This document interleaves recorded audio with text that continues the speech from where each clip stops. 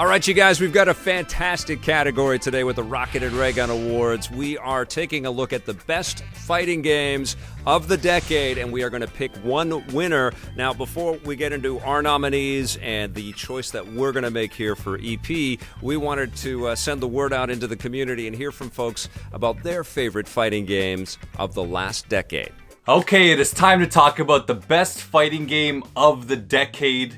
What a title. You guys know that I absolutely adore fighting games, and I have to give it to this game. I know it's a generic answer, but Super Street Fighter 4, or just Street Fighter 4 in general, I don't care if you're talking about Arcade Edition, I don't care if you're talking about Ultra Street Fighter 4, that was the title that really brought the revival of fighting games. Without Street Fighter 4 releasing in 2008, and obviously we're talking about Super Street Fighter 4 here, we would not have had all of these revivals. We would not have seen franchises like BlazBlue. We would not see franchises like Mortal Kombat come back to the 2D style. Street Fighter 4 made it cool to make a game in 2D again. Before that, fighting games were kind of in this rough place where people were trying to, find out what to do with them. It was shortly after Marvel vs. Capcom 2, actually, where Capcom seemed a bit lost with what they wanted to do with fighting games, and Street Fighter 4 just changed all of that. It's such an amazing game. It's the reason why we have Pro Tours and all these circuits. Now fight games like Dragon Ball FighterZ and Tekken are just doing amazing in a tournament scene. I feel like it was Street Fighter 4 that created that foundation for so many people to just get into fighting games, especially the younger generation. I felt like it was, my game to really start understanding the beauty of fighting games, and Street Fighter 4 alone made me love fighting games even more as a whole. And 100% it is the fighting game of the decade. If people pick something else, I'll get mad at them, because Street Fighter 4 is probably the reason why all these other games in the list even exist today. Street Fighter 4 came out this decade, and in many ways, it reinvigorated the fighting game franchise. But the best fighting game the entire decade is Super Smash Bros. Ultimate. Not only are the mechanics good for a Smash Bros. Game, but when you have these guest characters like Ken from Street Fighter, he plays like Ken does in Street Fighter. What is the best fighting game of the decade? It's Super Smash Bros. Ultimate. Darn tootin', it's Super Smash Bros. Ultimate. Super Smash Bros. Ultimate took everything that was amazing about all the past Super Smash Bros. Games, put it into one consolidated package that was wonderful. You had beautiful graphics because of the Switch, the soundtrack, you had hundreds upon hundreds upon hundreds of classic tunes. I mean, the soundtrack would be great for picking up that game on its own. Is there something wrong? It was a great game. It was a really, really, really good fighting game. Better than any other fighting game this decade. Our nominee for best fighting game of the decade, it's a no-brainer for me anyway, Super Smash Bros. Ultimate. This is the game that when you're around with your pals, you have to break out and play. Anybody can play it. Anybody can get into it. I think we're seeing a lot of the impact of this game in the competitive esports side of the community, because there's tons of Smash communities locally and in small pockets globally that are using this game as an entrance into competitive esports. I have to give it to Ultimate. I have to give it to Super Smash Bros. Ultimate. That's the game I played the most out of all of them. It keeps providing you with so much more. I know these other games do too. I know there's always something else being released for it, but it's Ultimate. It's gonna be Ultimate for me. It's gotta be. Fighting game of the decade has to go to NetherRealm's Injustice 2. So much stuff for everyone, regardless of your play style. There's lots of single player stuff. The multiplayer offerings are great, packed full of really weird special characters like the Ninja Turtles and Hellboy. It's just a treat, and I can't wait to see what Injustice 3 is going to look like. For the best fighting game of the decade, I'm going to choose Mortal Kombat 9. And I'll tell you why.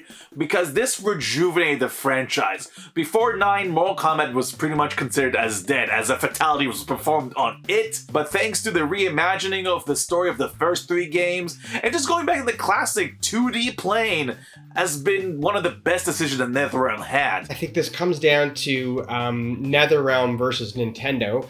I probably still go back and play more Mortal Kombat 11, despite the fact that I'm a pretty big DC guy. Still think 11 is the more complete game with a better story. But how can you not give this award to Nintendo? I mean, come on, this is a game that, you know, all the characters, all the levels, you can play it with your kids, and you can play it professionally. This is the complete package, and Nintendo, you got my vote on this one. Definitely Super Smash Brothers. You can't compare any other game. You get to play all of your favorite characters throughout many franchises. You can't talk about a fighting game without really throwing in the Smash Brothers game. Okay, that was fantastic. Great choices in there, but it is time for EP to list out its nominations for the best fighting game of the last 10 years. Mortal Kombat 11 from 2019. Super Smash Bros. Ultimate from 2018. Injustice 2 from 2017. That's 2 for NetherRealm so far. Dragon Ball FighterZ from 2018. And Super Street Fighter 4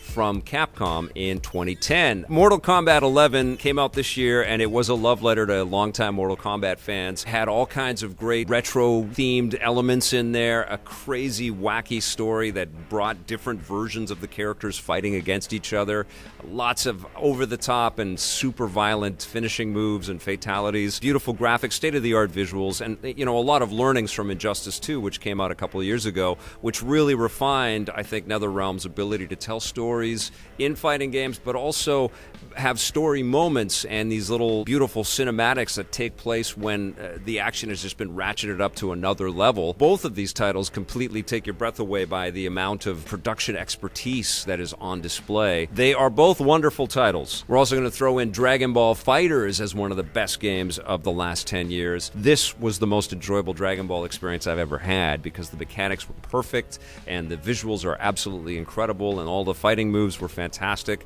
And Dragon Ball FighterZ and fighting games with the Dragon Ball license have been generally quite good over the years. They've been so zany and over the top because the series and the manga really lends itself to lots of inventive ways to, you know, take each other down. But Dragon Ball FighterZ had just a level of refinement and accessibility, but also a depth that I think really surprised everybody. It is a wonderful game, and it has really impressed people since it launched, and I think it's still one of the biggest tournament fighters that you can play right now, which is awesome. Super Street Fighter 4 is kind of an interesting middle ground because it is the best distillation of the original Street Fighter 4 game that came out and showcased graphics and animations and visuals that looked like they were hand-drawn, but it was all done with 3D polygons, and it just looks so beautiful. I still remember the gorgeous kind of paintbrush opening sequence and how fluid and liquid everything looked and felt, and it was so sensational, and it kind of brought fighting games back into the foreground a little bit because they'd sort of disappeared after a while. We'd had so many good 3D fighters that it was starting to become a little ho-hum. Then Street Fighter 4 comes out and says, nope. By the time we got into Super Street Fighter 4, everything was tuned, there were new characters introduced, and it was so slick and so polished. It was so good that it was hard to kind of match that success again with Street Fighter 5. But the winner has to go to Super Smash Bros. Ultimate, which is just a juggernaut of a game. It is so overloaded with characters and fun and, you know, hidden items. It's an incredible experience whether you're playing it alone or with 2 people or 3 people, or I think you can play it with 8 people, which is just absolute chaos. So much insanity on screen, perfectly realized on Nintendo Switch, so it runs beautifully on a big screen, it runs beautifully in handheld mode. It's ridiculous in handheld mode because you're sitting there with all of these different franchises and all of these different environments and worlds that you know from across the video game spectrum, and they're all just sitting there in the palm of your hand and running at 60 frames per second in incredible fidelity. Just breathtaking stuff. A masterclass in overloading a game with too much goodness. It's crazy, and it is absolutely an unstoppable sort of cooperative or competitive experience. You know, when you bring that out, when you're with a group of friends, everybody's having a great time. A phenomenal game. Yes, it picks up on a lot of the learnings and a lot of the work that went into the Smash Brothers game for the Wii U, but everything is tuned and polished and tweaked, and what an experience. And they're still adding new pieces to it to this day. Super Smash Bros. Ultimate is our pick for the best fighting game of the last decade.